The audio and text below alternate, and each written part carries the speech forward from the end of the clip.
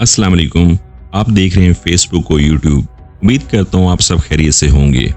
नाज़रीन ग्रामी, कौम लूत जिन्होंने दुनिया में सबसे पहले हम जिन्स परस्ती की इब्तिदा की, कौम लूत की तरफ शैतान ने किस औरत को भेजा था? इस औरत ने ऐसा क्या किया जिससे कौम लूत की औरतें भटक गई?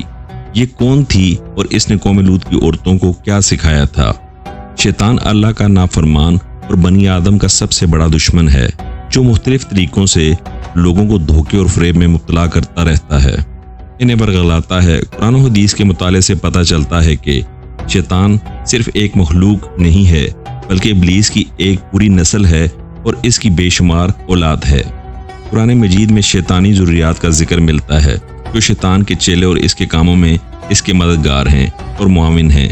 बयान किया जाता है कि शैतान की कई औलादें हैं, जिनमें वल्हान नमाज और इबादत में वसवसे डालता है, मस्तूत लोगों में अफवाह फैलाता है, वाशिम घर वालों में लड़ाइयाँ लगवाता है, मरा गाने बजाने के गुनाह को आम करता है। और इस तरह इब्लीस के कई बेटे और पोते हैं जो मुख्तलिफ कामों पर मुकर्रर हैं। शैतान की इन औलादों और ज़रूरत में एक नाम लाकीस का है। लाकीस दरअसल शैतान की बेटी है, जिसे इब्लीस ने एक ख़ास ड्यूटी पर मुकर्रर करते हुए कौम लूत की तरफ भेजा था। कौम लूत दरअसल तारीख की एक ताकतवर और मालदार कौम थी, जो उर्दन के इलाके में आबाद थे, जहाँ सरसब्ज और शादाब वादियाँ थी, जिनमें सदूम और उमूरा के नाम से दो इलाके आबाद थे। इब्लीस ने अहले सदूम को इस तरह गुमराह किया कि शैतान एक दिन इंसान की सूरत में सदूम के लोगों के पास आया और इसने इन लोगों को आपस में ही मर्दों में शहवत करना सिखाया।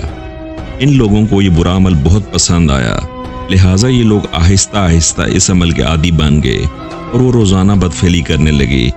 यहाँ तक कि अगर कोई मुसाफिर सदूम के इलाके से गुजरता तो ये लोग उन मुसाफिर मर्दों को भी पकड़ लेते और इन्हें अपना शिकार बना लेते। वक्त गुजरने के साथ ये लोग इस गुमराही के गड्ढे में गिरते चले गए और ये लोग औरतों की बजाय मर्दों और लड़कों से ज़ना करने लगे और औरतों की तरफ इन्हें कोई रग़बत ना रहा और खुलेआम इस अमल को शहर के चौक चौराहों पर किया जाता था। इनकी हर महफिल में मर्दों का रक्स और इनके साथ अयाशी और ज़ना करना इनका दस्तूर बन चुका था। अल्लाह ने इनकी तरफ अपने बंदे और नबी हज़रत लूत अलैहिस्सलाम को भेजा, जिन्होंने अहले सदूम को इस गंदे अमल से तौबा करने को कहा और फरमाया, क्या तुम लोग वो बेहयाई करते हो जो तुमसे पहले इस ज़मीन पर किसी ने नहीं की?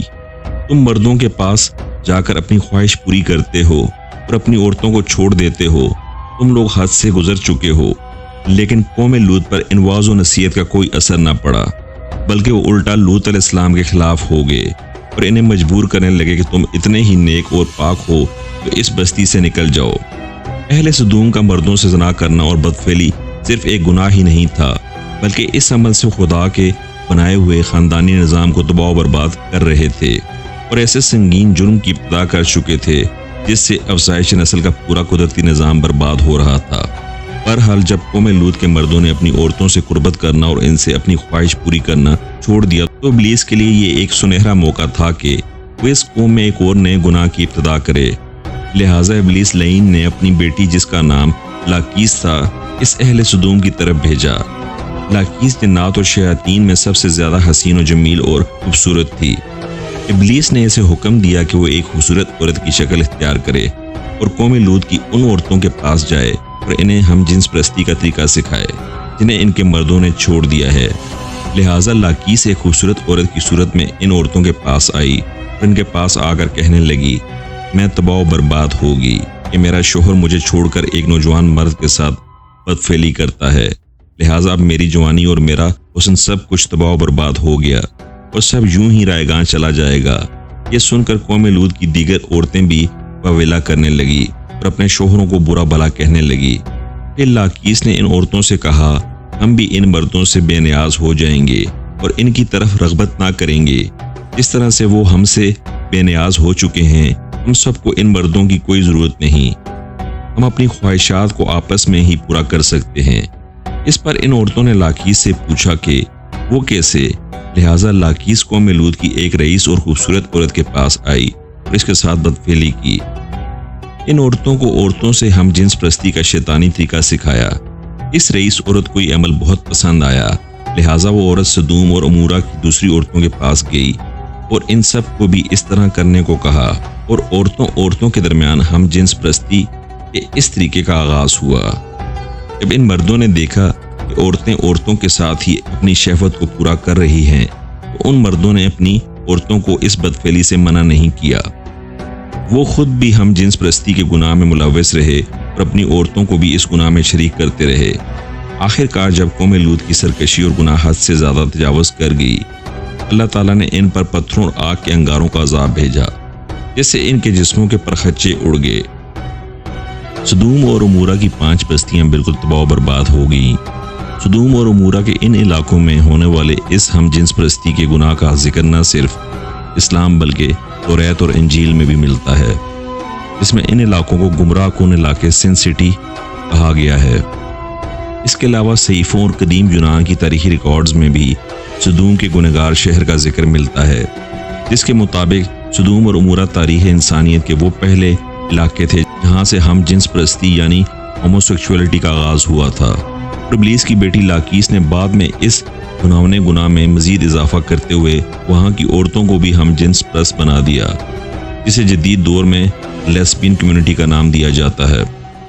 سدوم اور عمورہ کے بعد ہم جنس پرستی کی یہ بیماری قدیم مصر، یونان، چین، افریقہ اور یورپ میں بھی پھیلتی چلی گئی۔ دراصل اللہ تعالیٰ نے ہر جاندار کے نر و مادہ جوڑے پیدا فرمائے ہیں۔ یہ نر و مادہ جوڑے نسل کی بقا کے لیے ہیں۔ ان کا آپس میں جنسی ملاپ قدرت کے قانون کے عین مطابق ہے۔ انسانی قانون کسی حال میں بھی قانون الہی کا بدل نہیں ہو سکتا، اور قانون الہی کے فائدے اور برکات کو کسی انسانی قانون کے ذریعے حاصل بھی نہیں کیا جا سکتا۔ آج اس جرم کے حامی ہوموسیکشولیٹی اور لیسبین کمیونٹی کو سماج میں درجہ دینے پر خوشی منا رہے ہیں اور داد تحسین حاصل کر رہے ہیں، لیکن قرآن و حدیث ہمیں یہ سبق دیتی ہے کہ لوط علیہ السلام کی قوم بھی اسی طرح خوشی منا رہی تھی اور بے حیائی کا مظاہرہ کر رہی تھی، لیکن جب اللہ تعالیٰ کی پکڑ ہوئی تو وہ قوم نیست و نابود کر دی گئی۔ میں امید کرتا ہوں کہ ویڈیو آپ دوستوں کو پسند آئی ہوگی۔ مزید ویڈیوز دیکھنے کے لیے ہمارے چینل کو سبسکرائب کریں اور ہماری ویڈیوز کو زیادہ سے زیادہ اپنے دوستوں کے ساتھ شیئر کریں۔ زندگی رہی تو اگلی بار ایک اور ویڈیو لے کر آپ کی خدمت میں حاضر ہوں گا۔ تب تک کے لیے خدا حافظ۔ اللہ آپ سب کا حافظ و نگہبان رہے۔ بستے رہیے اور ہمیشہ مسکراتے رہیے۔ شکریہ۔